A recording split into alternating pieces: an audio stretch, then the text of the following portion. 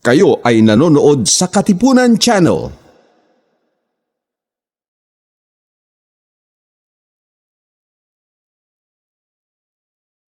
Ang susunod na palatuntunan ay isang bayad na pagsasahimpapawid. Ang mga salita, opinyon, kuro-kuro at komentaryo na inyong maririnig ay mula sa tagapagsalita lamang at walang kinalaman ang pangasiwaan ng himpilang ito. Tuklasin natin!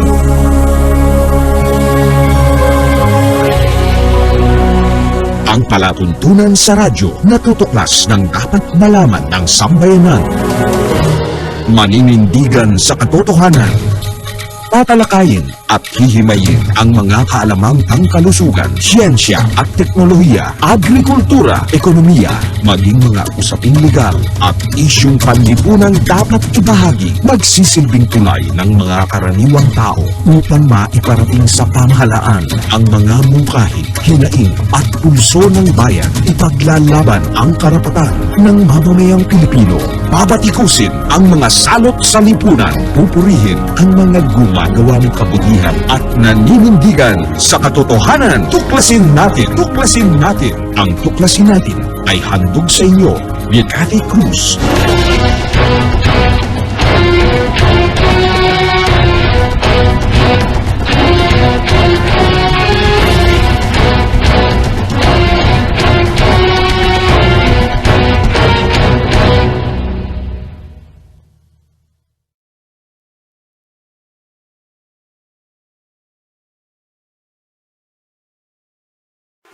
Araw-araw ang digmaan.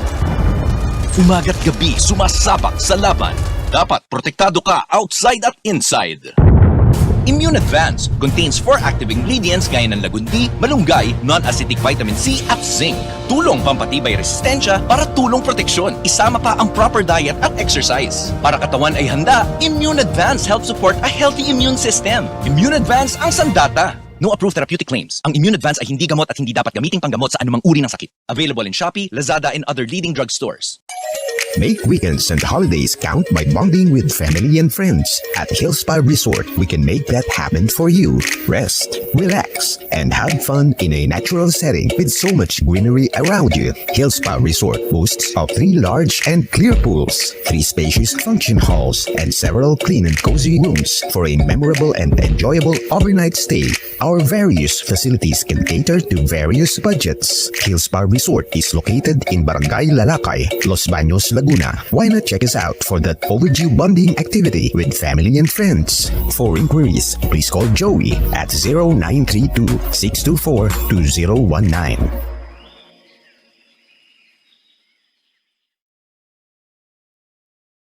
Narito ang mga patutuon ng ating mga kababayan na natulungan ng Immune Advance.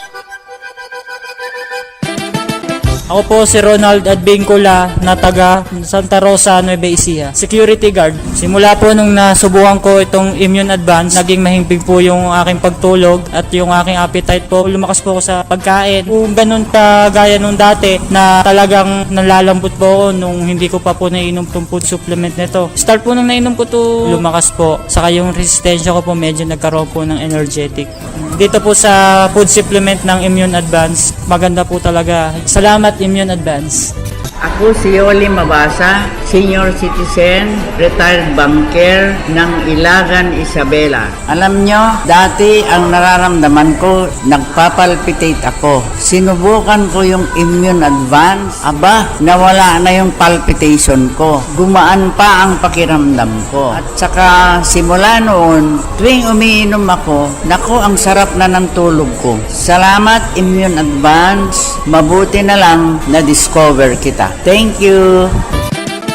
Siya ni Lolita Daban, 46 years old, taga Kutog Grande de Mercedes, Isabela. Dati-dati naragatan nak nga maturog, tata nagimas mit titurog kon. Agyaman nak mit daytang intid da kanyak Immune Advance. Padasin nyo Immune Advance na laing sobrat na itulong na tibagi. Thank you. ni Bubot Buwak 50 anyos, taga District 1, Benito Sullivan, Isabela. Mani po dinagtumarak iti immune advance, talaga mariknak iti bagik nga mayat. Mayat ti pan naturog ko, kayon pumiksa akpay. Idi gamin, adda iti rabi nga di makaturturog. Ngumi dinagtumarak iti immune advance, isumutan si mayat ti pan naturog ko. Sungado kayat yung mayat ti pumiksa, ken mayat ti pan naturog na, agtumar kayo ti immune advance, awan ti side effect na, tunay nga organic. Nung bata po ako, may asthma po ako. Tapos po, nung simulan ko po uminom po ng products po ng Immune Advance, ay naging mabuti po yung aking katawan. And nakatulog po ako ng maayos. And nawawala po yung hika ko po. Kaya po sa mga kagaya ko po na may asthma, Immune Advance na lang po yung inumin ko. Ako nga po pala si Casey Pitchy Talagtag, 19 taon na gulang, nakatira sa Payatas. Ito pong Immune Advance, nagtataglay po ito ng malunggay, lagundi, vitamin C, and zinc na nakakabuti sa ating immune system.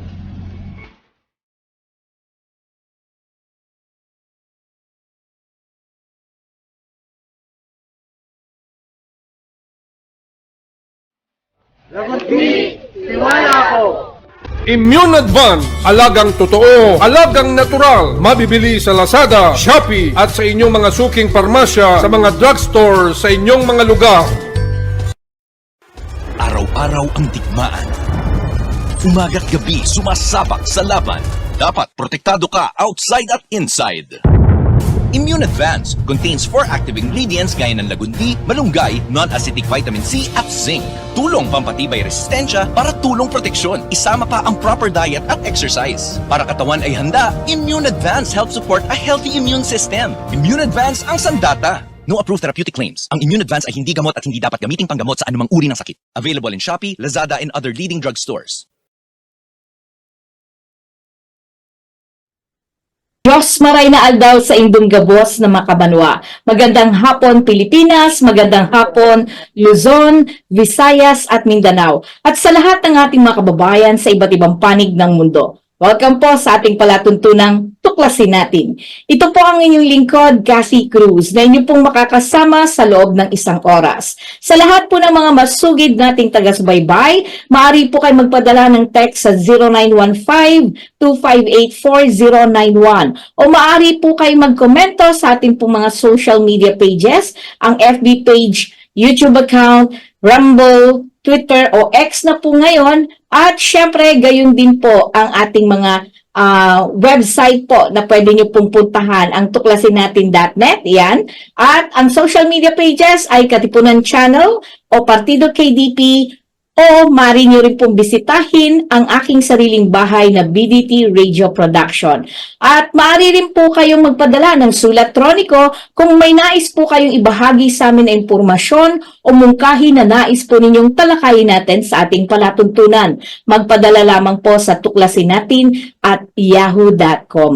Well, ngayong pong araw na ito ay pag-uusapan po natin ang tungkol sa kagutuman. Dahilan ba ito ng mababang IQ at pagkabansot ng mga kabataan? Well, sa pinakahuling survey ng Social Weather Stations o SWS na ginanap sa kalagitnaan ng taong 2023, hindi bababa sa 10.4% ng pamilyang Pilipino ang nakararanas ng matinding pagkagutom. 1 beses sa nakalipas na 3 buwan. Mas mataas kaysa sa naitalang kagutuman noong Marso 2023. Bukod dyan, araw-araw, 75 bata sa Pilipinas ang namamatay dahil sa malnutrisyon. 27 sa 1,000 batang Pilipino ang hindi nakakalagpas sa kanilang ika-5 kaarawan. Ang ikatlong bahagi ng mga batang Pilipino ay bansot o kulang sa kanilang edad. Ang pagkabansot pagkatapos ng 2 taong gulang ay maaaring maging permanente na at hindi maibabalik at kahit na ito ay nakakamatay din. Dahil dyan, minabuti po natin na makapanayam ang ating pong isang ahensya sa pamamagitan po ng ating panauhing tagapagsalita. mula sa Food and Nutrition Research Institute o DOST-FNRI. Siya po ay walang iba kundi si Binibining Charina Javier. Magandang hapon po sa inyo, Ma'am Charina. Magandang hapon po, Ma'am Cathy, at sa lahat po ng nakikinig ng Tuklasin Natin. So magandang araw po sa inyong lahat. Maraming salamat po sa pagpapaunlak ng aking kahilingan na kayo ay makapanayam. At ito sana po ito pong ating pag-uusapan ngayon o talakayan ay hindi po dito magsisimula at magtatapos. Sa maraming pagkakataon, personal ko pong hihilingin sa inyo na kung may mga nais po kayong ibahaging impormasyon o pagkakataon na kayo ay bakante at pwede po tayong magtalakayan sa palatuntunan ito. Bukas po ang palatuntunan ng Tuklasin Natin para sa inyong ahensya, Ma'am Charina. Anyway, dadiretso na po ako para sa ating mga kababayan na tumutunghay ngayon. Una po siguro magandang talakayin natin kung kailan itinatag at ano ang mandato ng Food and Nutrition Research Institute o mas kilala bilang FNRI. Okay po, so ang FNRI po, ang Food and Nutrition Research Institute ay itinatag noong 1947. So ito po ay bilang Institute of Nutrition. So yun pa po yung unang tawag sa FNRI noon. Para po magsilbing tagapangasiwa o clearinghouse ng datos at impormasyon sa nutrisyon. Sa kasalukuyan po, merong 3 mandato ang FNRI. Una, yung tukuyin ang estado ng nutrisyon ng mga Pilipino.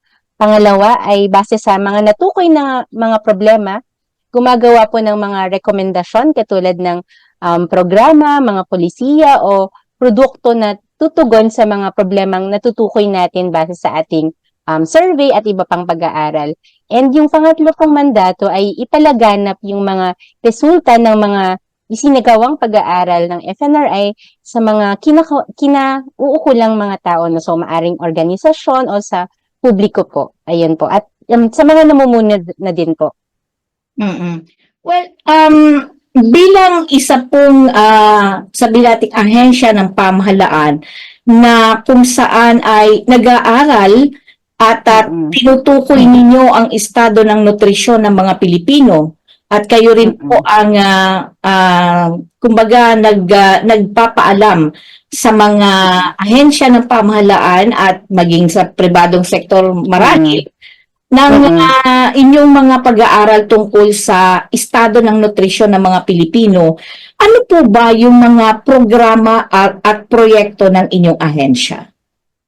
Okay po. So, yung FNRI po, isa pong Research and Development Institute. So, ang pangunahin po namin ginagawa o gawain ay yung magsagawa ng mga pag-aaral tungkol sa pagkain, nutrisyon at kalusugan. So, ngayon po, halimbawa ay ongoing yung aming National Nutrition Survey. Ito po ay isang regular na activity ng FNRI na tumutugon dun sa unang mandato namin na tukuyin kung ano ba yung estado ng nutrisyon ng mga Pilipino. So, yung mga data po natin on malnutrition, yung datos natin on micronutrient deficiencies, ilang gaano karami na ba yung merong vitamin A deficiency o merong iron deficiency anemia sa Pilipinas o yung dami ng physically inactive na mga Pilipino o yung dami ng mga food insecure na household ay nanggagaling po dito sa survey na aming isinasagawa. So bukod po dito, ang aming ahensya din po ay merong program on food product and menu development. So gumagawa po ng mga produkto, masustansyang produkto na tutugon dun sa mga problemang pangnutrisyon. Kami rin po ay nagsasagawa ng review at development ng mga tools, ng mga standards at guidelines sa pagkain, sa food safety, at nagde-develop din, gumagawa din ng mga information, education, and communication materials on food and nutrition, nagsasagawa ng trainings at iba pang promotion activities para mapalagana po ang tamang nutrisyon at tamang impormasyon tungkol sa pagkain po. So, yun po yung mga ginagawa po ng FNRI. Oo, nako, napakalaki pala ng inyong tungkulin sa taong bayan at lalo na pagdating sa tinatawag nating nutrition At bukod dyan, syempre kayo rin yung tinatawag lumilikha na mga produkto na kung saan ay produktong ma-address o masolusyonan, mabigyan ng solusyon yung problemang pangkalusugan ng ating mga kababayan. At nakakagulat na malaman na pati pala ang standards at food safety ay nakapaloob din pala sa mga programa at proyekto ng FNRI. Kasi I understand when it comes to standards and food safety, parang isa sa ahensya ng DOS ito. If I'm not mistaken, ito yung sa ilalim ng ITDI. Ano nga ba yun? Yung isang metrology. Diba? Metrology. Yun. Yun ang nasa isip ko kaagad when in terms of standards and food safety, metrology talaga yung nakatutok dyan. And yes, go ahead, Ma'am Charina. Actually, yung mga recommendations po natin para ma-improve yung ating food safety. So, may mga guidelines po tayo na nire-recommend po dito. So, ito po yung ibig ko sabihin dun sa mga food safety standards natin. Opo. So, ano ba yung dapat natin improve sa standards natin para mas maging maayos po ang ating mga pagkain po. Ayan po. Yun. Nagets ko na. Sorry, commendatory lang pala ng mga standards and food safety.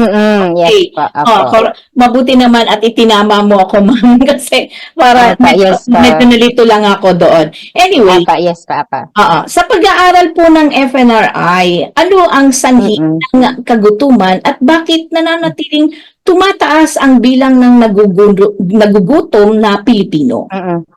Okay po. So, yung kagutuman po or hunger ay, ito po ay isang severe form ng food insecurity. Ang food insecurity po, maraming dimensions, no? Maraming dahilan kung bakit nagugutom ang isang tao. So, yung isang dimension po dito ay yung accessibility. So, ito yung kawalan ng resources para makakuha ng pagkain. So, usually ito yung kahirapan. So, kawalan ng sapat na kinikita o iba pang resources. Walang mapagtamnan halimbawa ng pagkain. So, halimbawa, kung kulang yung kinikita, pero kung kaya naman sanang magtanim, so, pwede sana itong makadagdag dun sa accessibility ng isang household. Pero kung kahit itong resource na to ay kulang, so, ito yung isa sa mga dimensions na nagiging sanhi ng kagutuman, no? Yung accessibility. Yung isa pang dimension ay yung availability. So, maaring meron niyang kinikita, may mapagkakakitaan yung isang pamilya o isang tao para makabili ng pagkain. Pero kung ito ay hindi sapat yung supply, so nagkukulang yung supply ng pagkain, kaya minsan nagmamahal din yung pagkain. So nagiging isang problem din yung availability ng pagkain.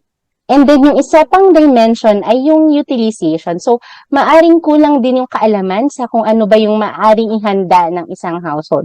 Halimbawa, kung ngayon mahal yung bigas, ano yung maaring ipalit sa bigas na mas mura pero pareho lang yung mabibigay nitong sustansya. So, halimbawa, kung nasa probinsya at maraming mga lamang ugat o root crops, maaring ito yung ikonsumo ng household kapalit ng bigas. So, baka yung iba, hindi sila aware kung ano yung pwede nilang gawin in terms of addressing yung hunger na para hindi sila magutom. Baka maaaring kulang din sa kaalaman yung iba. So, maraming dimensions kung bakit nagugutom yung isang tao o yung isang pamilya po. Well, itong tatlong binanggit mo, Ma'am Charina, no? Nakikita kong ang pinakamabigat talaga dito ay ang accessibility, no? Parang mayorya ng dahilan ng kagutuman sa ating sa ating bansa ng mga Pilipino ay dahil dun sa kahirapan, yung hindi sapat ng kanilang kinikita. At sabihin na natin, lalo na sa Kalakhang, Maynila, bihira yung ika nga natin ay lupa na mapagtataniman, di ba? Hindi katulad sa probinsya, kahit wala kang pera, basta meron kang pwedeng pwedeng puntahan na bukid o lupang tataniman. Kahit maliit lang yan, meron kang lupa kahit paano. O kung hindi man ay pwede kang mangisda dahil malapit ka sa tabing dagat, 'di ba?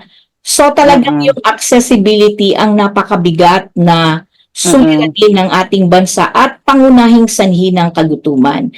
Ngayon, gusto kong malaman kung ano ba yung epekto ng kagutuman sa isip, sa katawan ng tao, at sa ekonomiya ng bansa sa kabuuan, ma'am? Opo. Kapag gutom po yung isang tao, no, mahirap talaga mag-isip at saka nanghihina po tayo. So kapag sinabi natin gutom, hindi lang po ito in terms of calories or energy, no? Kasi kailangan din natin ng ibang sustansya upang makapagtrabaho ng maayos o sa mga bata makapag-aral at gawin yung iba-ibang gawain natin araw-araw. Yung tinatawag nating pandawid gutom, yung hindi to yung programa po yung tinatawag nating pantawid gutom, halimbawa noodles, tinapay o biscuit, ito nakakapagbigay po ito ng mga energy o calories na kailangan din ng katawan natin.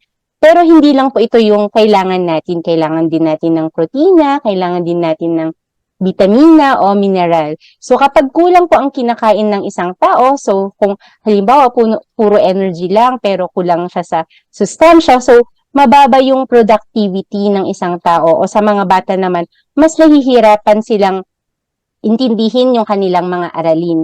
At hindi lang po in terms of productivity, no, ang nawawala kapag gutom yung isang tao. So mas prone din kasi tayo sa sakit. So kapag nagkakasakit, additional burden ito sa ating economy. So mababa na yung productivity, mas madali pang magkasakit yung mga tao. Meron pong ginawang pag-aaral yung FNRI at Save the Children noong 2015. So medyo matagal na ito. Pero dito po kasi tinignan yung cost of hunger sa mga bata. So base po dito yung cost of hunger, no, kapag hindi natugunan yung gutom sa mga bata, around 166 billion pesos yung lost income due to lower educational attainment ng mga bata, and around 160 billion naman yung lost productivity due to premature mortality. So ang laki nung nawawala kapag hindi natin natutugunan yung gutom simula pa lang sa pagkabata, kasi paglaki nila mas nagiging mababa na din yung productivity po nila at mas, ayun nga, nabanggit ko kanina, mas prone na din sa pagkakasakit kapag gutom yung isang tao. At hindi siya well-nourished o kulang siya sa sustansya. Oo, napakalaking halaga na nawawala ito sa ating pamahalaan. 166 billion dahil sa mababang edukasyon at 160 billion sa premature mortality, na kung saan ay ang dahilan lamang ay dahil sa kagutuman na nagiging sanhi ng mababang productivity. Nutrition. Nagiging sanhi ng productivity at mas madali magkasakit ang mga Pilipino. Yes po. Knowing all these things, paano ito tinutugunan ng FNRI ang suliraning ito sa ating bansa? Okay po. So, katulad po ng nabanggit ko kanina, ang FNRI po ay isang Research and Development Institute. So, ang contribution po ng aming ahensya ay pagbibigay ng tamang datos sa mga pangunahing ahensya na gumagawa ng programa po. Halimbawa po ng Department of Agriculture para magkaroon tayo ng sapat na pagkain, sa DSWD para tumugon po dun sa mga mahihirap, lalo na mga pamilya, sa DOH para matugunan po yung kalusugan ng mga pamilya at mga Pilipino, at yung NEDA naman po sa planning, no? So sila yung nagsaset ng mga targets natin, ano ba yung dapat nating unahin o i-prioritize na mga programa. So yung mga resulta po na aming mga ginagawang pag-aaral ay ibinabahagi namin sa iba-ibang ahensya at organisasyon, pati na ng mga pribadong organisasyon, kasi meron din po silang mga programa, no, para may mga corporate social responsibility program sila, at as well as dun sa mga industry, pwede nilang enhance yung mga produkto nila para matugunan din yung mga problemang pang-nutrition natin, na sila din yung may mga direktang mandato o kaya direktang programa na tumugon dun sa mga natutukoy natin na problema base sa ating surveys. Okay. So, bukod sa FNRI, obviously, marami kayong katuwang sa pagtugon sa suliraning ito ng kagutuman sa ating bansa. So, nandiyan ang tinatawag nating Department of Agriculture, DSWD, DOH in particular of the National Nutrition Council, correct me if I'm wrong, and of course, NEPA, and the private sector. Okay. Pag ang gusto ko yung particular na recommendation, kasi recommendatory kayo sa mga pag-aaral na ginagawa ninyo. In terms of Department of Agriculture, ano ang nakikita nyong recommendation sa Department of Agriculture ng FNRI? Actually po, nakikita natin based po sa ating food consumption survey na bumababa yung production, bumababa yung intake natin, yung pagkain natin ng mga prutas at gulay, pati na din yung mga root crops natin. Ngayon po, alam natin lahat na ang mahal ng bigas, lalo na sa NCR. Pero, marami pong ibang mga pagkain na makakapagbigay tayo ng parehong sustansya, katulad ng bigas. So, parehong carbohydrates, pero hindi natin to nagagamit ng maayos. So, ang recommendation nga po namin yun, kailangan ng diversification sa ating diet. So, dapat kung ngayon mahal yung bigas, kailangan i-promote natin, kailangan mag-produce si DA ng iba pang alternatibo sa bigas na pareho lang din yung mabibigay niyang sustansya. So, kailangan mas i-promote natin ang root crops, mas i-promote natin ang mais at iba pang mga produkto na pareho lang yung mabibigay na sustansya sa bigas. So, bukod sa, hindi lang to pagiging lesser dependent sa bigas, pero mas kikita din yung ating mga magsasaka kung diversified yung kanilang itatanim. Kasi halimbawa, kung magkaroon man po ng bagyo, kung puro palay lang po yung tanim nila, edi wala na po yung kanilang kita. So, unlike kapag diversified yung kanilang mga tanim, so may iba pa silang itatanim. So, hindi lahat ay masasayang kapag halimbawa may bagyo. So, yun po yung isa sa mga nire-recommend natin na sa ating agriculture sector na gawin sana. Ayun po. Yes. Tamang-tama, no? Dahil binanggit mo yung mga rekomendasyon ng FNRI sa agriculture, sa Department of Agriculture in particular. Natatandaan ko na may isang grupo ng panaderong Pilipino sa pangunguna ni Ginoong Chito Chavez. Siya ang may-ari ng Tinapayan Pandesal, kung natatandaan mo. Dahil batid ko na ang Tinapayan ay tinulungan din ng Department of Science and Technology, particularly etong setup na proyekto ng DOST ngayon. Dahil dyan, ito na rin siguro yung pagkakataon para magkaroon kayo ng pagsasanib puwersa para magkatulungan kayo, dahil ang panawagan ng panaderong Pilipino sa pangunguna ni Chito Chavez ay baka raw pwede na sa halip na trigo na kumbaga ini-import at napakamahal ang tumaas daw ngayon, ay gamitin yung mga root crops ng ating mga magsasaka. Kaya lang, ang problema nila ay kung paano ang gagawin nilang hakbang siguro sa tulong na rin ng FNRI, I don't know, sa Department of Agriculture, kasi very obvious na napakatagal niya na itong ipinananawagan, pero walang reaksyon ang ibang ahensya ng pamahalaan. Well, siguro, ito na rin yung pagkakataon na magkaroon o magdadaupang palad kayo ng FNRI at ng panaderong Pilipino para maisulong ang root crops, no? katulad ng paggamit ng kamote, kalabasa. And I understand ang FNRI nung sa aking mga pinupuntahang mga kapulungan ninyo ay meron kayong mga itinutulak na proyekto gamit ang mga root crops na to, yung kalabasa, yung drying machine ninyo dyan, diba? Ginagawa nyong chips at ginagawa ninyong isang uri ng pagkain na pandagdag, let's say for example sa pandesal. Yung din yung naiisip kasi nung presidenteng si Chito Chavez tungkol dito. At sana nga raw po matulungan nyo ang panaderong Pilipino na kung saan ay unti-unting bumabagsak po ngayon yung mga small and medium bakeries sa ating bansa na originally doon naman talaga nagsimula bago nagkaroon ng mga industrial na mga bakeries sa ating bansa. No? Siguro, magkaroon po kayo ng kung kakailanganin po na makipag-ugnayan, ibibigay ko ang contact number ni Ginoong Chito Chavez para paano kayo magkaroon ng collaboration.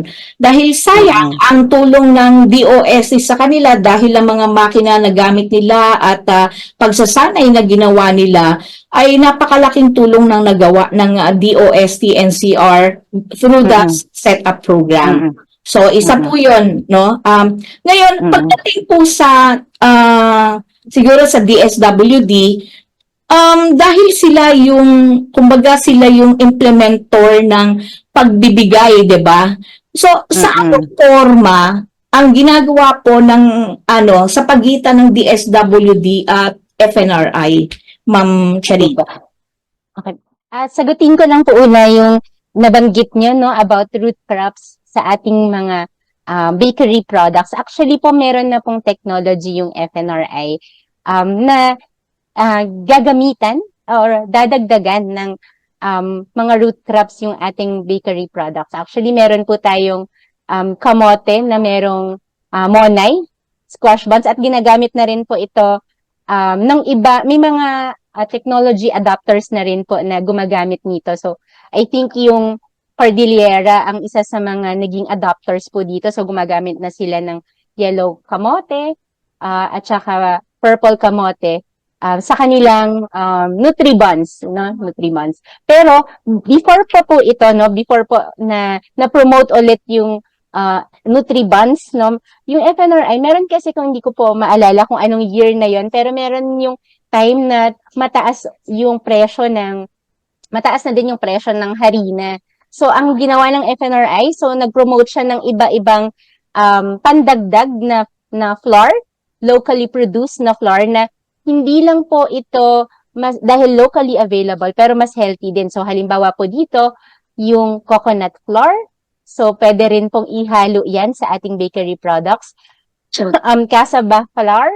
So, yung ating kamoteng kahoy. So, pwede rin po natin siyang ihalo sa ating bakery products. So, yes, meron pong mga available ng technology na ginagamitan natin ng mga root crops and pati na rin yung squash. So, yung squash kasi yung may pinakamarami ng adopters ng Nutribun, no, squash Nutribun. Pero, yan, bukod po dun sa squash, so pati yung mga root crops natin, pwede rin po talaga natin siyang ihalo sa ating bakery products. So, pwede pong i-approach lang ang FNRI, mag-email or mag-contact sa aming technology transfer na unit at sila po yung mag-a-assist kung paano po yung gagawin para magamit yung mga ating mga root crops sa ating bakery products. Yun po. So, yun sa DSWD naman po. So, ngayon po kasi we are in close coordination sa DSWD.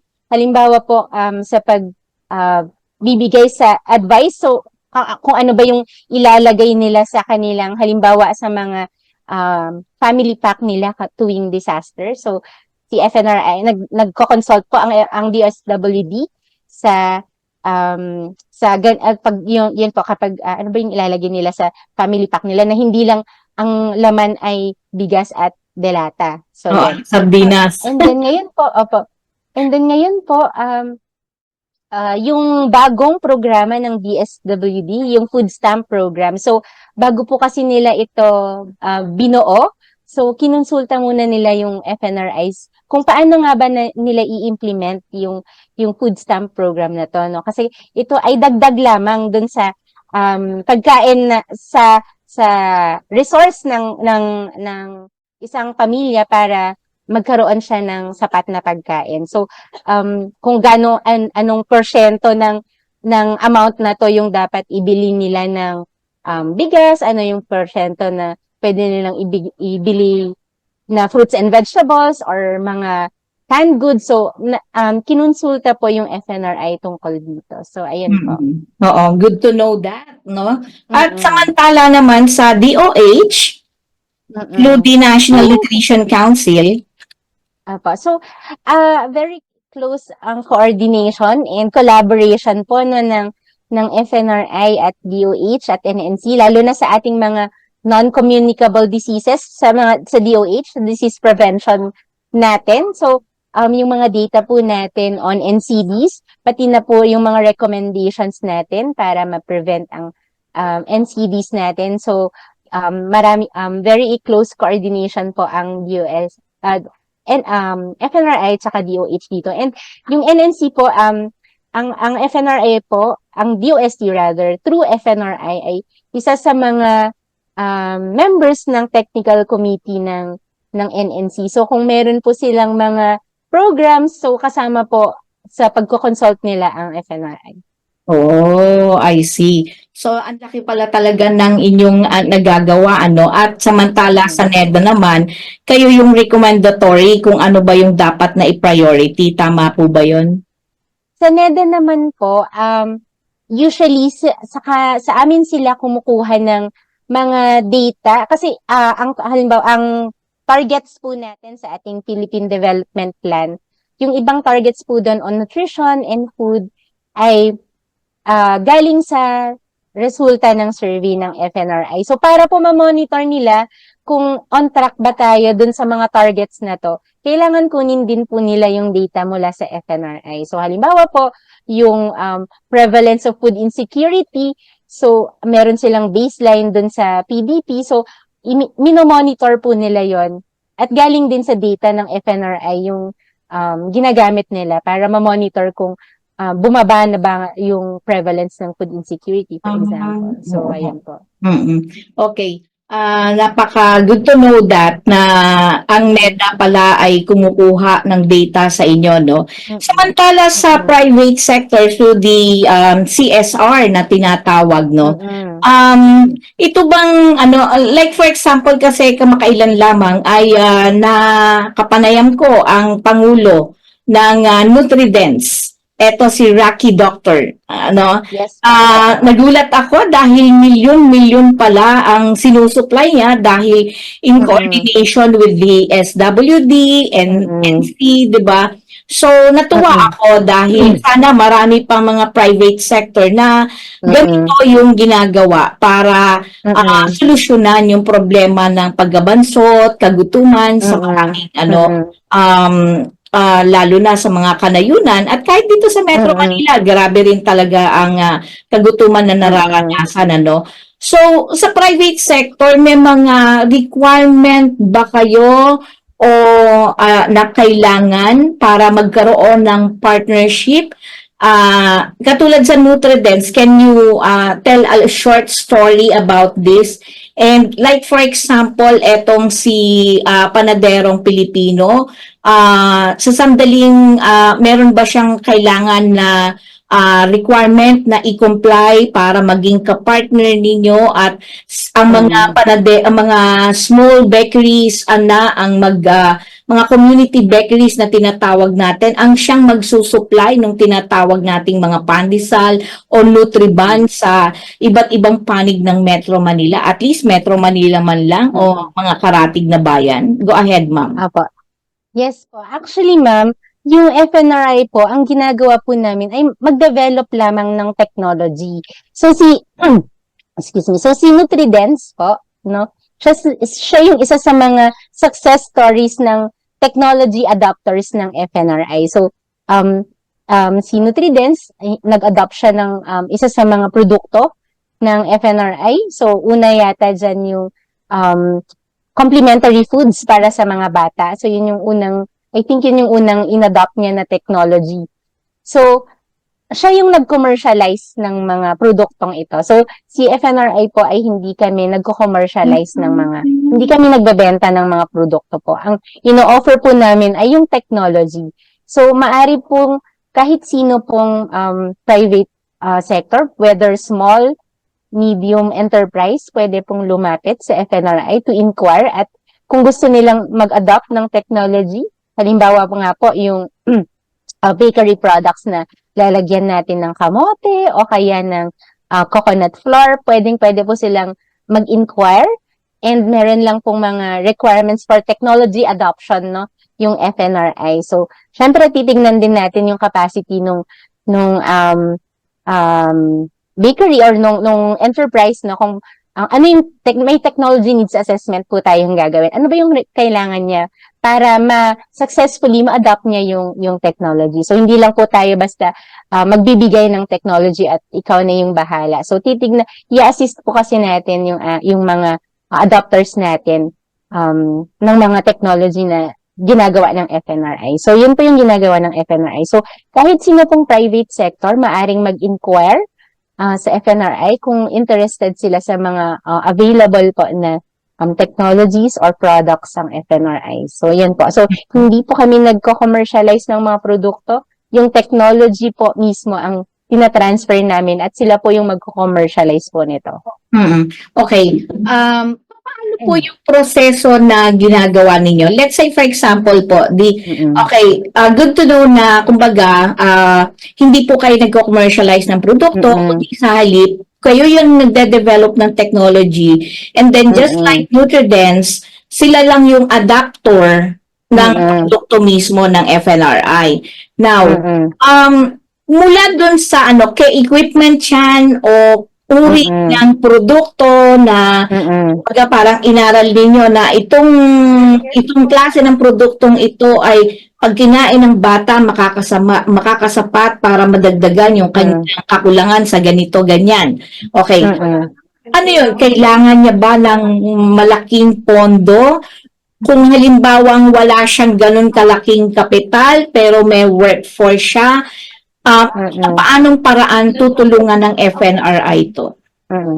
Actually, ma'am, ayun po. So, kaya kailangan gumagawa ng technology needs assessment or yung assessment muna yung FNRI no, kung ano ba yung kailangan ng establishment na ito. So, si establishment po, no, kung halimbawa may mga kulang man siyang pondo or equipment, maaari siyang lumapit sa mga DOST offices. So, may mga DOST offices po na nakakapag-assist sa kanila kung anong kailangan nilang pwedeng pondo, pwedeng equipment. Katulad ng nabanggit nyo kanina, halimbawa yung setup. So, nag-a-assist po sila ng mga enterprises din. So, maaari po silang lumapit. In fact, pwede pong, kung halimbawa nasa mga probinsya po sila, pwede po silang lumapit muna dun sa DOST provincial office or regional office. Tapos, si regional office or provincial office ng DOST, sila yung magtatap kay FNRI. So, at least, hindi lang yung technology yung nasasagot nila dun sa mga provincial or regional offices, pati yung inquiries nila na paano kung kulang yung kanilang equipment o paano kung kulang yung kanilang pondo. So, at least, yung ibang aspects, maaring sagutin na po ng ibang DOST na offices po. Nako, good to know that. At syempre, batid natin na may mga balakid, no?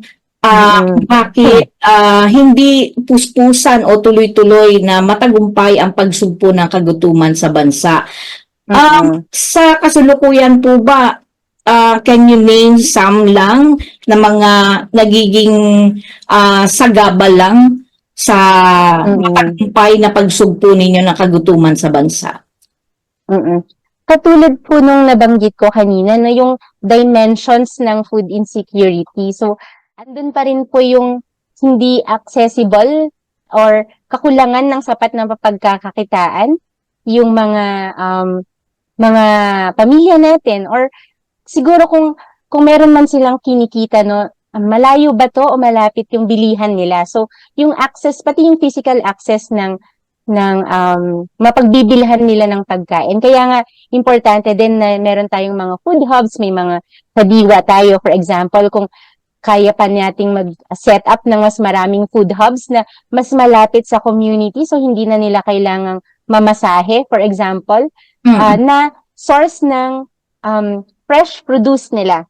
So, hindi lang po, ano bang malapit ngayon sa ating mga households? Usually, mga sari-sari store. Ano bang mga binabenta sa sari-sari store? Usually, mga processed food din yan. Konti lang yung nagbebenta ng mga fresh produce, no, na mura. So, kung kaya po sana natin na, kung mas marami pa po sana na mga food hubs natin na makakapag-offer ng mura at masustansyang pagkain, then mas okay po yun. So, at least na-address natin yung accessibility. One part lang ng accessibility. So, ano pa ba? Sa availability naman, so, ayan, so meron ba tayong sapat na supply ng pagkain? Hindi ba tayo mangangamba na ang bibilhin lang nating bigas sa ngayon, 2 kilo lang muna o 3 kilo lang muna, and then yung susunod, hindi natin sure kasi mahal ngayon, so dahil konti yung supply, for example. So, isa yun sa mga aspeto na kailangan sana ma-address na. No, kung meron sana tayong sapat na supply ng pagkain, hindi lang siguro ng bigas, pero yun nga, yung ibang alternatives natin. Yun. So, yun po yung mga naisip kong mga pwede nating gawin.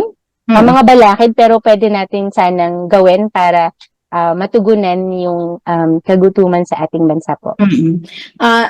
Observation ko lang, ma'am, and this is my personal views, no, na kasi knowing na syempre limited ang kapangyarihan ng DOST FNRI dahil kayo ay nasa R&D, research and development lang para sa nutrition ng ating bansa, no. So napakalaking papel ng Department of Agriculture para tiyakin yung availability ng prutas. Sabi mo nga kanina, sa datos ay napakalaki ng ibinababa na pagkain, na yung availability o nakakakain ba ng gulay at prutas ang mamamayang Pilipino. And it is very obvious na sa karaniwang Pilipino na magkano lang ang sinasahod. Let's say, for example, ang arawan mo lang ay 500 pesos. Kung kukumputin mo kasi yan, magkano ba ang karaniwang ginagastos ng isang pamilya na may binubuo ng 5 katao, di ba? So, hindi naman yan nagsisimula at nagtatapos lang sa pagkain per se. Yung 500 pesos niya, sabihin na natin, i-round off na natin, gawin na nating 600. May pamasahe siya, meron siyang pagkain para sa trabaho, hiwalay pa yung pagkain para sa kanyang mga anak, right? Hindi pa rin nagtatapos yun. Siyempre, sa taas ng bilihin, ang nangyayari ay mas kumukonti ngayon yung klase at ng pagkain at dami ng kinakain niya, hindi ba? Yung uri ng kinakain niya. Dagdagan pa natin ng utility bills na tuloy-tuloy na tumataas, diba?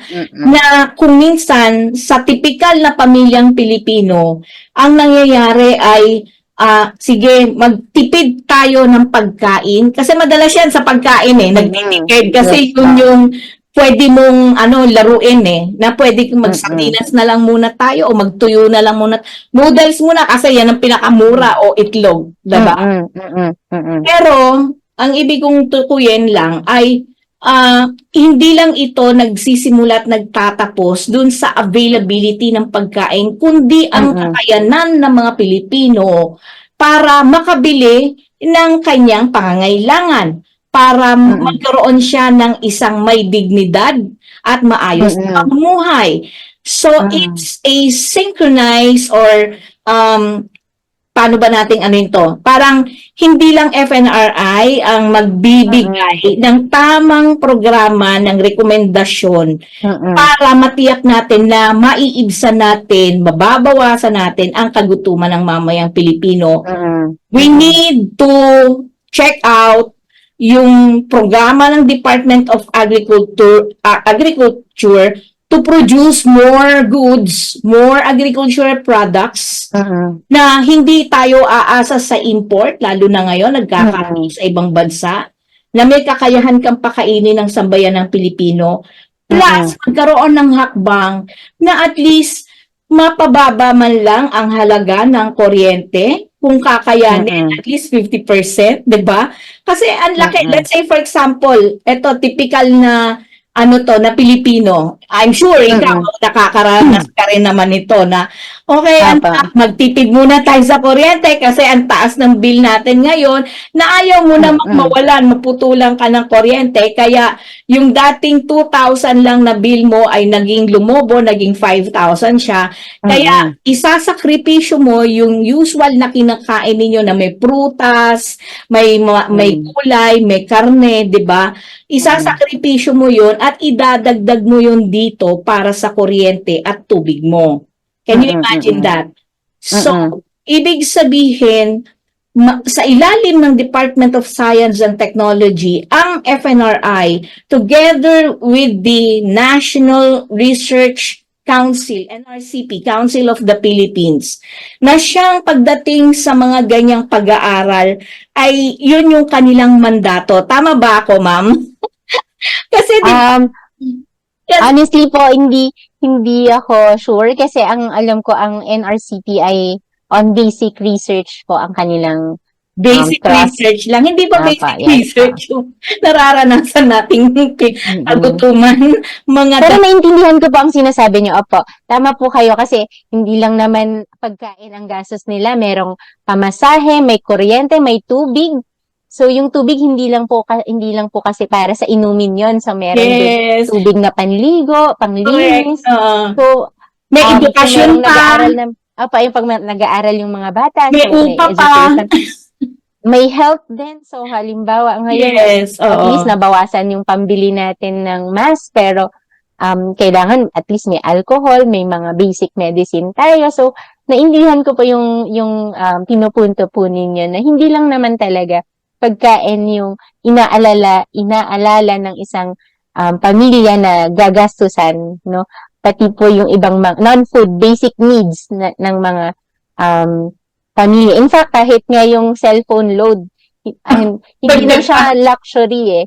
Yes. Non-food basic need na rin sa ngayon. Lalo na yung mga nag-online class, for example. So, ano na rin yan? Need na rin yan. So, naintindihan ko po yung sinasabi po ninyo na hindi lang pagkain. Ayun nga po, so katulad ng nabanggit ko po kanina na sana more diverse, so hindi lang produce more, pero produce more diverse na pagkain yung ating ang i-promote no ng ating agriculture sector. So for example po sa prutas, yung prutas po natin kung ikukumpara po natin mga 3 decades ago, yung kung dati kumakain yung isang Pilipino ng 3 servings ng fruits lang po ito, no? Noong mga 3 or 4 decades ago. Ngayon po, isa na lang. Dahil, for one, yes, mahal po. Pero, and secondly, kaya ko po sinasabi na sana more diverse, kasi yung mga indigenous na mga pagkain natin, hindi na po kilala masyado ngayon. Lalo na, halimbawa yung mga bata ngayon, kilala pa ba nila may mga kumakain pa ba ng bayabas? Siguro sa probinsya meron, pero as a snack, hindi na kasi masyadong, hindi nga kilala ng mga ibang bata yung aratiles. Yes. So yun po. So kaya po, pinopromote po natin, hindi lang more food to produce, pero more diverse na pagkain. Kasi hindi lang po dahil mas mahal yung ibang mga pagkain, kung hindi, yung mga local na pagkain, yung mga indigenous na pagkain, nakakapagbigay din sila ng iba-ibang sustansya na kailangan po natin. So, ayun po. Kaya, ang inaano po natin, more diverse na pagkain po sana. Oo. So, yun. At yan ay trabaho ng Department of Agriculture. Diba? And siguro sa atin din po siguro, promotion din, no? Na hindi lang po tayo dapat, marami pong halimbawa, carbohydrates, hindi lang kanin ang source natin ng carbohydrates, no? May mga iba tayong sources ng carbohydrates, for example. Or kapag prutas, hindi lang po ito orange and apples, actually imported nga yun, so mas kailangan pa nating angkatin yun. So, ang pinakamura na all year round na prutas natin ay saging. Pero kung halimbawa nasa probinsya tayo, no, marami pa tayong ibang mga prutas na in season na pwede nating i-consume, no, para hindi tayo masyadong dependent dun sa mga imported na mga pagkain. Oo nga, tama ka dyan. Pero sa totoo lang reality check, sa totoo lang, katulad nung aratilis na binanggit mo, alam mo nung araw, ang sarap pa naman ng aratilis kasi parang matamis na apa ang lasa niyan di ba? Opo, yes po, opo. Paborito ko yan. At saka sabi nga nung isang kaibigan ko, sa lahat daw ng prutas, yung aratilis daw na kahit matamis, hindi nilalanggam. So, nakikita niya, nasa isip nga niya, sana may pag-aaral ang DOST tungkol dito kasi parang pwedeng gamot yan o pantulong para sa mga diabetic people, 'di ba? Kasi nga hindi siya nilalanggam, 'di ba? Anyway, pero talagang yung availability, napakalaking dahilan talaga, no, na kumbaga parang bakit puro eto lang yung nakikita natin sa merkado na meron pa namang ibang uri ng prutas na pwede nating na locally produced, tanging dito lang makikita sa ating bansa. Anyway, napakasarap ng ating kwentuhan, pero sa huling bahagi ng ating palatuntunan, no, ibigay muna natin ang tagapagtaguyod ng palatuntunan ito. Flavon Pro, ang bisa ng 600mg caplet at yerba buena, moringa, lagundi at vitamin C na mga go food for morning flexibility and whole day mobility. Kaya walang aray sa palaging pagkilos. Flavon Pro. Flavon Pro. Alam mo ba na ang flavonoids ay mabisang sangkap ng mga green leafy vegetables at kasama sa mga medicinal plants? Ito ay naglalaman ng mga benepisyo na tumutulong alagaan ang ating atay, puso at isip at nakatutulong din sa pagbawas sa mga pananakit ng katawan. Pinag-aralan ng maraming universidad at mga siyentipiko. Kaya narito ang Flavon Pro. Flavon Pro. Ang Flavon Pro ay may mga sangkap ng yerba buena, moringa, lagundi at 110% reni ng vitamin C. Ang Flavon Pro ay gawa sa mga all-natural medicinal plants at 100% gawang Pinoy. Kaya palaging tandaan, Flavon Pro. Yes, Flavon Pro. Flavon Pro, kasama ang tamang diet at exercise. Ang partner mo sa pang-araw-araw na kilos at madaling paggalaw sa umaga, tanghali at gabi. Ang Flavon Pro ay mabibili sa mga suking botika, Lazada at Shopee o kaya'y tumawag sa aming hotline 0919-000-1738. Flavon Pro. Flavon Pro. Flavon Pro. Mahalagang paalala, ang Flavon Pro ay hindi gamot at hindi dapat gamiting panggamot sa anumang uri ng sakit. Okay, tayo po ay muling nagbabalik dito pa rin sa ating palatuntunang tuklasin natin. At ito po ang inyong lingkod, Cathy Cruz, na inyo pong nakakasama sa loob po ng isang oras. At syempre, kasama pa rin po natin ang mahusay na FNRI na walang iba kundi si Charlina Javier. Okay, sa huling bahagi po ng palatuntunan ay baka meron pa po kayong nais na ibahagi na kaalaman sa ating mga kababayan at kung meron din po kayong panawagan sa ating mga kababayan, baka meron po kayong nais sabihin at maging sa mga opisyal ng ating pamahalaan, nasa inyo pang pagkakataon. Actually, ma'am, yung kagaya ng nabanggit ko kanina, yung unang mandate po ng FNRI is to tukuyin yung estado ng nutrisyon ng mga Pilipino. Kasi dito po nagsisimula yung yung problema. So, ano yung mga kailangan nating solusyon? Ano yung i-recommend nating polisiya o programa? So, ngayon po ay ongoing yung aming National Nutrition Survey. Yung NNS po, National Nutrition Survey, ay regular activity nga ng FNRI. So, every 5 years po yun. So, ongoing po yung aming NNS ngayon. So, nagpupunta po ang aming researchers sa iba-ibang bahagi ng Pilipinas. So buong Pilipinas po yung aming pinupuntahan at mahalaga po yung partisipasyon ng ating mga randomly selected na mga households. No? So random lang po ito dahil ito po ay isang survey. Kasi dito po natin makikita yung nutrition situation ng ating bansa. No? Ano ba yung mga problema? Mataas pa rin ba tayo sa stunting o bumababa na ito? Ngayon po yung dun sabi sa latest survey natin, ang tumataas sa lahat ng age group ay obesity. So kailangan din po natin yung i-monitor at nandyan pa rin po yung mga micronutrient deficiencies po natin. Andyan pa rin po yung dami ng mga food insecure households. So, base po kasi sa NNS, no, dito natin nalalaman kung gaano kalala yung problema o ano na ba yung progress natin dun sa mga programa natin at ang mga programa ba natin ay tumutugon sa mga problemang pang-nutrition. So, nag-improve ba tayo? So, yun po. So, hinihikayat po sana namin kung meron pong mga researchers na lalapit po sa ating mga households, no? Kung pwede po ay sana ay buong puso ninyo silang tanggapin at mag-participate sa aming survey para po makapagbigay tayo ng tamang datos sa mga ahensya ng ating gobyerno po at sa mga iba pang organisasyon po na nagbibigay ng programa o tumutugon sa problemang pang-nutrisyon at kalusugan sa atin po. Ayun po. Okay, thank you so much, ma'am. At talagang siksik-liglig ang ating pong tinalakay ngayong hapon na ito. At sana po ito ang una at huli na makakapanayam kita. Maraming salamat.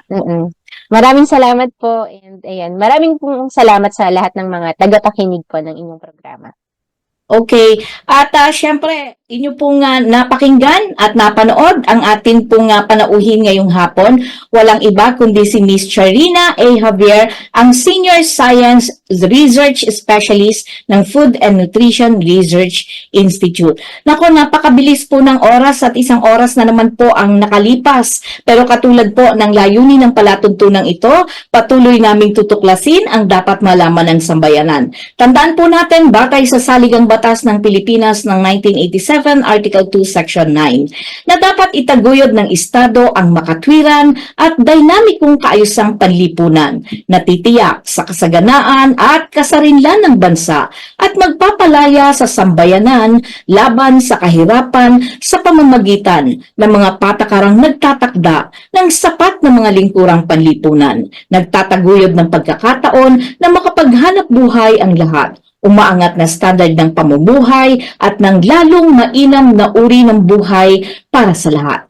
Muli na naman pong magpipinid ang aming palatuntunang tuklasin natin naway magsilbing gabay at tulong ang mga kalamang inyong narinig at nag-iwan sa inyo ng pangmatagalang kakintalan. Sama-sama po tayong manindigan sa katotohanan nang hindi tuluyang mawasak ang ating lipunan. Kathy Cruz po, ang inyong nakasama sa nakalipas na isang oras. Sa ngalan po ng pamunuan ng Katipunan Channel, nakaagapay nating technical staff na si Ver Archibido, gayon din sa ating panauhin na si Miss Charina A. Javier, Senior Science Research Specialist ng Food and Nutrition Research Institute sa ilalim pa rin po ng Department of Science and Technology. Kami po ay pansamantalang nagpapaalam at nagpapasalamat na sinamahan ninyo kami sa loob ng isang oras. Dito pa rin sa palatuntunang tuklasin natin. Hanggang sa susunod na pagtatanghal, magandang hapon po sa inyong lahat.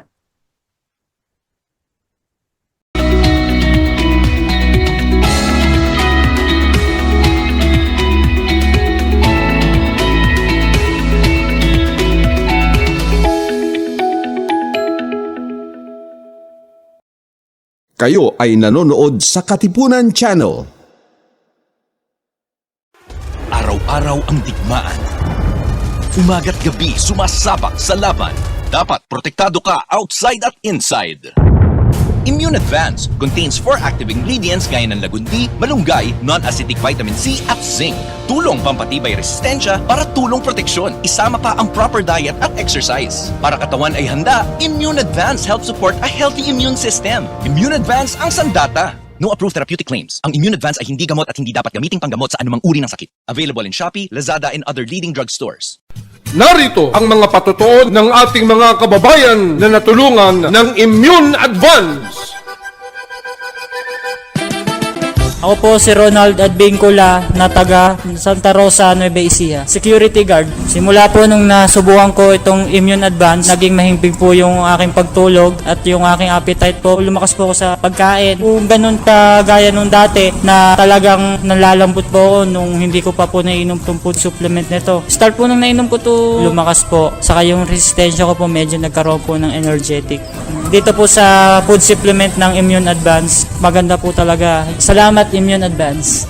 Ako si Yoli Mabasa, senior citizen, retired banker ng Ilagan, Isabela. Alam nyo, dati ang nararamdaman ko, nagpapalpitate ako. Sinubukan ko yung Immune Advance. Aba, nawala na yung palpitation ko. Gumaan pa ang pakiramdam ko. At saka simula noon, tuwing umiinom ako, naku, ang sarap na ng tulog ko. Salamat Immune Advance. Mabuti na lang na-discover kita. Thank you.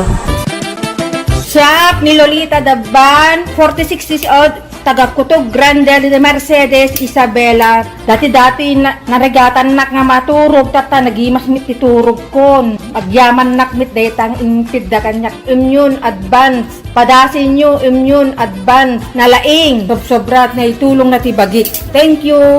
Ni Bubut Buwak 50 anyos, taga District 1, Benito Sullivan, Isabela. Manay po dinagtumarak iti Immune Advance, talaga mariknak iti bagik nga mayat. Mayat ti pan naturog ko, kayon pumiksa akpay. Idi gamin, adda iti rabi nga di makaturturog. Ngumidi nagtumarak iti Immune Advance, isumutan si mayat ti pan naturog ko. Sungado kayat yung mayat ti pumiksa, kayon mayat ti pan naturog na, agtumar kayo ti Immune Advance, awan ti side effect na, tunay nga organic. Nung bata po ako, may asthma po ako. Tapos po, nung simulan ko po uminom po ng products po ng Immune Advance, ay naging mabuti po yung aking katawan. And nakatulog po ako ng maayos. And nawawala po yung hika ko po. Kaya po sa mga kagaya ko po na may asthma, Immune Advance na lang po yung inumin niyo. Ako nga po pala si Casey Vicky Talagtag, 19 taon na gulang, nakatira sa Payatas. Ito pong Immune Advance, nagtataglay po ito ng malunggay, lagundi, vitamin C, and zinc na nakakabuti sa ating immune system.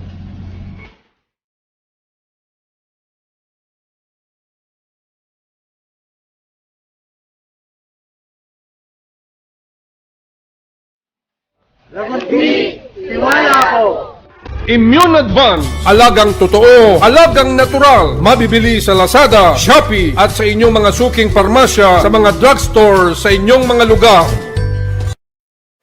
Araw-araw ang digmaan. Umaga't gabi sumasabak sa laban. Dapat protektado ka outside at inside.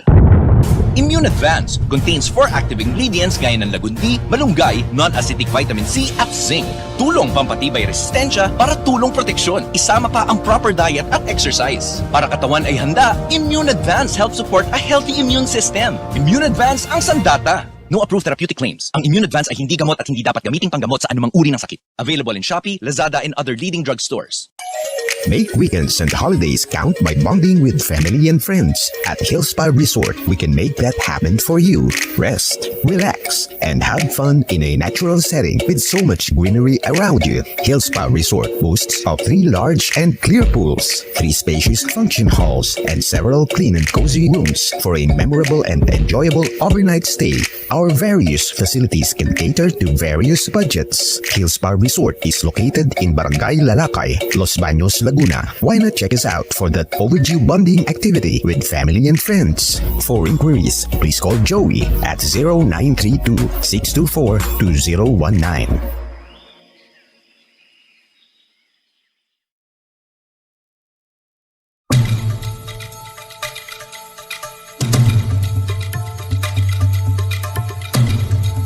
Inyong napakinggan ang palatuntunang Tuklasin Natin. Tuklasin natin hanggang sa muli.